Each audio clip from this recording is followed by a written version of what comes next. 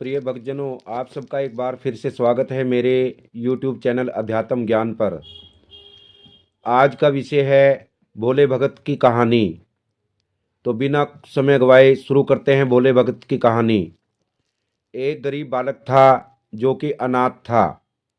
एक दिन वो बालक एक संत के आश्रम में आया और बोला कि बाबा, आप सबका ध्यान रखते हैं, मेरा इस दुनिया में कोई नहीं है, तो क्या मैं यहाँ आपके आश्रम में रह सकता हूँ? बालक की बात सुनकर संत बोले, बेटा तेरा नाम क्या है? उस बालक ने कहा, मेरा कोई नाम नहीं है। तब संत ने उस बालक का नाम रामदास रखा और बोले कि अब तुम यहीं आश्रम में रहना। रामदास यहीं रहने लगा और आश्रम के सारे काम करने लगा। उन संत की आयु 80 वर्ष की हो चुकी थी। एक दिन वो अपने शिष्यों से बोले कि मुझे तीर्थ यात्रा पर जाना है, तुम में से कौन कौन मेरे साथ चलेगा और कौन कौन आश्रम में रुकेगा? संत की बात सुनकर सारे शिष्य बोले कि हम आपके साथ चलेंगे, क्योंकि उनको पता था कि यहाँ आश्रम में रुकेंगे तो सारा काम करना पड़ेगा। इसलिए सभी बोले कि हम तो आपके साथ तीर्थ यात्रा पर चलेंगे। अब संत सोच में पड़ गए कि किसे साथ ले जाएं और किसे नहीं, क्योंकि आश्रम पर किसी न किसी का रुकना जरूरी था। बालक रामदास संत के पास आया और बोला, बाबा अगर आपको ठीक लगे तो मैं यहीं आश्रम पर रुक जाता हूँ। संत ने कहा, ठीक है, पर तुझे काम करना पड़ेगा। आश्रम की साफ सफाई में भले ही कमी रह जाए, पर ठाकुर जी की सेवा में कोई कमी मत रखना। रामदास ने संत से कहा कि बाबा मुझे तो ठाकुर जी की सेवा करनी नहीं आती, आप बता दीजिए कि ठाकुर जी की सेवा किस प्रकार करनी है, फिर मैं करूँगा। प्रिय भक्तजनों, इस प्रकार संत रामदास को अपने साथ मंदिर ले गए। वहाँ उस मंदिर में राम दरबार की झांकी थी। श्री राम जी, सीता जी, लक्ष्मण जी और हनुमान जी थे। संत ने बालक रामदास को ठाकुर जी की सेवा कैसे करनी है सब सिखा दिया। रामदास ने गुरु जी से कहा कि बाबा मेरा इनसे रिश्ता क्या होगा, ये भी बता दो, क्योंकि अगर रिश्ता पता चल जाए तो सेवा करने में आनंद आएगा। रामदास उन संत ने बालक रामदास से कहा कि तू कहता था ना कि मेरा कोई नहीं है, तो आज से ये राम जी और सीता जी तेरे माता पिता हैं। रामदास ने साथ में खड़े लक्ष्मण जी को देखकर कहा, अच्छा बाबा, और ये जो पास में खड़े हैं वो कौन हैं? संत ने कहा, ये तेरे चाचा जी हैं। और हनुमान जी के लिए कहा कि ये तेरे बड़े भैया हैं। रामदास सब समझ गया और फिर उनकी सेवा करने लगा। संत शिष्यों के साथ यात्रा पर चले गए। आज सेवा का पहला दिन था। रामदास ने सुबह उठकर स्नान किया, आश्रम की साफ सफाई की और भिक्षा मांग कर लाया, और फिर भोजन तैयार किया। फिर भगवान को भोग लगाने के लिए मंदिर आया। रामदास ने श्री राम, सीता, लक्ष्मण और हनुमान जी के आगे एक एक थाली रख दी और बोला, अब पहले आप खाओ फिर मैं खाऊंगा। रामदास को लगा कि सच में भगवान बैठकर खाएंगे, पर बहुत देर हो गई, रोटी तो वैसी की वैसी थी। तब बालक रामदास ने सोचा, नया नया रिश्ता बना है तो शर्मा रहे होंगे। रामदास ने पर्दा लगा दिया। बाद में खोलकर देखा तब भी खाना वैसे के वैसा पड़ा था।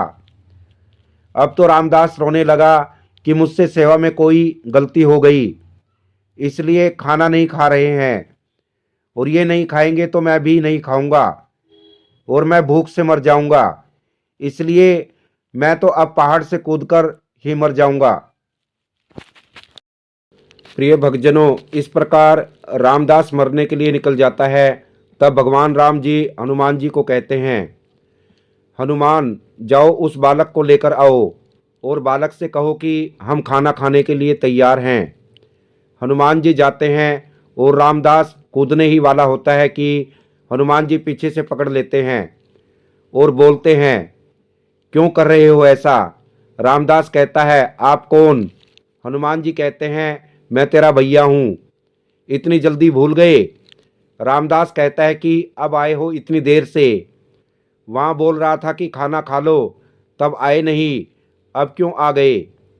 तब हनुमान जी बोले, पिता श्री राम जी का आदेश है, अब हम साथ बैठकर खाना खाएंगे। फिर राम जी, सीता जी, लक्ष्मण जी, हनुमान जी साक्षात बैठकर भोजन करते हैं। इसी तरह रामदास रोज उनकी सेवा करता और भोजन करता। सेवा करते 15 दिन हो गए। एक दिन रामदास ने सोचा, घर में 4 लोग हैं, सारा काम मैं अकेला करता हूँ, बाकी लोग तो दिन भर घर में आराम करते हैं। मेरे माँ बाप, चाचा भाई तो कोई काम नहीं करते, सारे दिन खाते रहते हैं। मैं ऐसा नहीं चलने दूंगा। रामदास मंदिर जाता है और कहता है, पिताजी कुछ बात करनी है आपसे। राम जी कहते हैं, बोल बेटा क्या बात है? रामदास कहता है कि घर में मैं सबसे छोटा हूँ और मैं ही सब काम करता हूँ। अब मैं अकेले काम नहीं करूँगा, आप सबको भी काम करना पड़ेगा। आप तो बस सारा दिन खाते रहते हैं और मैं काम करता हूँ, अब से ऐसा नहीं होगा। राम जी कहते हैं, तो फिर बताओ बेटा, हमें क्या काम करना है? रामदास ने कहा, माता सीता जी अब से रसोई आपके हवाले, और चाचा जी लक्ष्मण आप घर की सफाई किया करेंगे। भैया जी हनुमान जी सबसे मजबूत हैं, जाकर जंगल से लकड़ियां लाएंगे। पिताजी आप बाजार से राशन लेके आएंगे और घर पर बैठकर पत्तल बनाएंगे। सबने कहा, ठीक है, मैंने बहुत दिन अकेले सब काम किया, अब मैं नहीं करूँगा। प्रिय भक्तजनों, अब सभी साथ मिलकर काम करते हुए एक परिवार की तरह सब साथ रहने लगे। एक दिन वो संत तीर्थ यात्रा से लौटे तो देखा आश्रम शीशे जैसा चमक रहा है। वो बहुत प्रसन्न हुए, मंदिर में गए और देखा कि मंदिर में प्रतिमाएं गायब हैं। संत ने सोचा, कहीं रामदास ने प्रतिमा बेच तो नहीं दी। संत ने रामदास को बुलाया और पूछा, भगवान कहाँ गए? रामदास भी अकड़कर बोला कि मुझे क्या पता, हनुमान भैया जंगल में लकड़ी लाने गए होंगे, लखन चाचा झाड़ू पोछा कर रहे होंगे, पिताजी राम पत्तल बना रहे होंगे और माता सीता रसोई में काम कर रही होगी। संत बोले, यह क्या बोल रहा है? रामदास ने कहा, बाबा मैं सच बोल रहा हूँ, जब से आप गए हैं ये चारों काम में लगे हुए हैं। वो संत भागकर रसोई में गए और सिर्फ एक झलक देखी कि सीता जी भोजन बना रही हैं, राम जी पत्तल बना रहे हैं, और फिर वो गायब हो गए और मंदिर में विराजमान हो गए।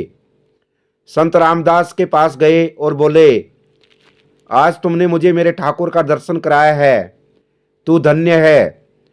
और संत ने रो रो कर रामदास के पैर पकड़ लिए।